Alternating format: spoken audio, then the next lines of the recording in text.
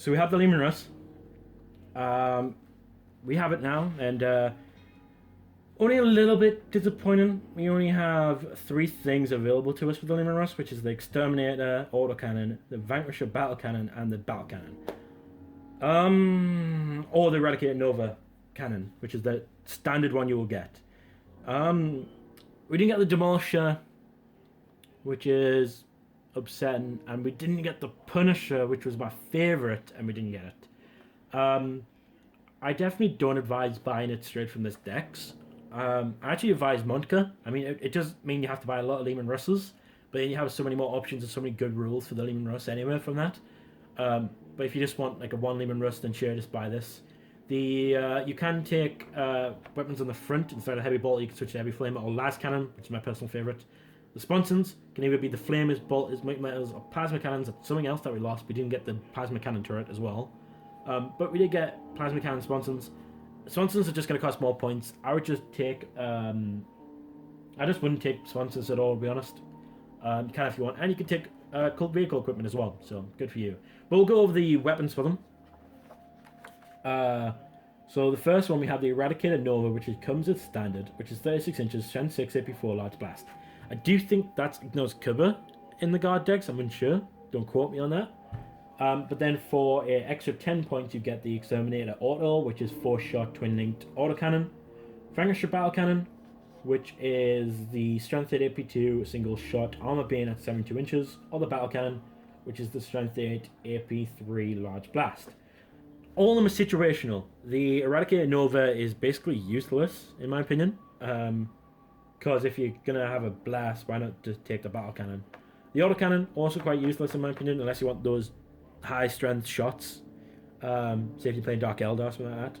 Vanquisher Battle Cannons, single-shot armor bin is good if you're going up against a strong armor type. Put more metals on them and things like that. But majority of the time, people are going to take Battle Cannon and a las cannon on the front, and that's what you're going to do.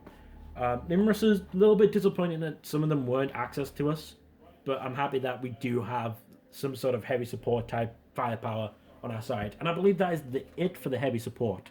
So thank you. We're going to be going on to formations next, so come back for that. So this is it. This is the end. This is the last part of the review. If you stayed all the way through the end, thank goodness to you guys. But this is really, really good, in my opinion. This is the Cult Insurrection Detachment. It is the detachment on formations. And it's pretty interesting. So you have to take 1 to 6 core. That's the first time I've seen a limit on core, which is interesting. And then you have to take 1 plus auxiliary. So you can have as many auxiliary as you like. And then 0 to 3 to command. And I think this is the first time ever where I've been really I'm annoyed with the limit on command. Then because, well, for starters, you can just buy loads and loads and loads and loads and loads and loads of Lords of the Cult, which is the Patriarch, Magnus, Primus, or Acolyte Icon Ward, which is just 1. Just take 1.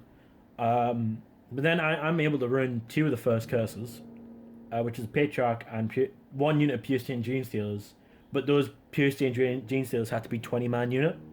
And then you got Brood Coven, which is 1 Patriarch, 1 Magus, and 1 Primus.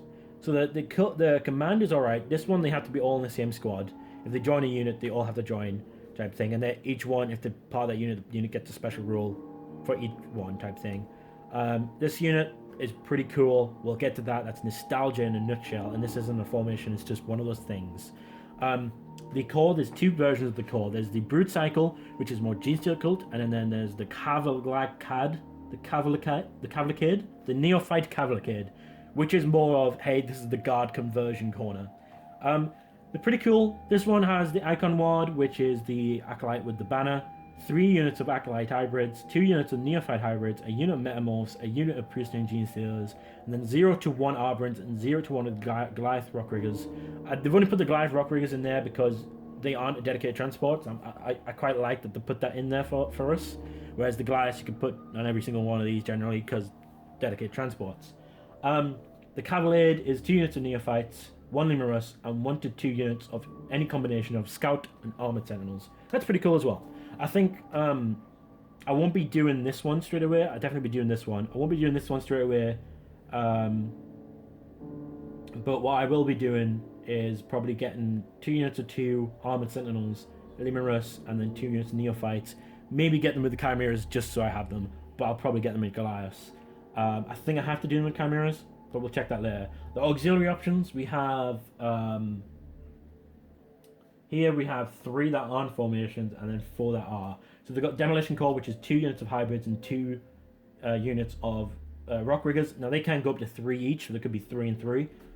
Here we got the Subterranean Uprising, which is 2 to 4 of the hybrids and 1 to 3 of the Metamorphs, and then 0 to 1 Primus and 0 to 3 Arborants.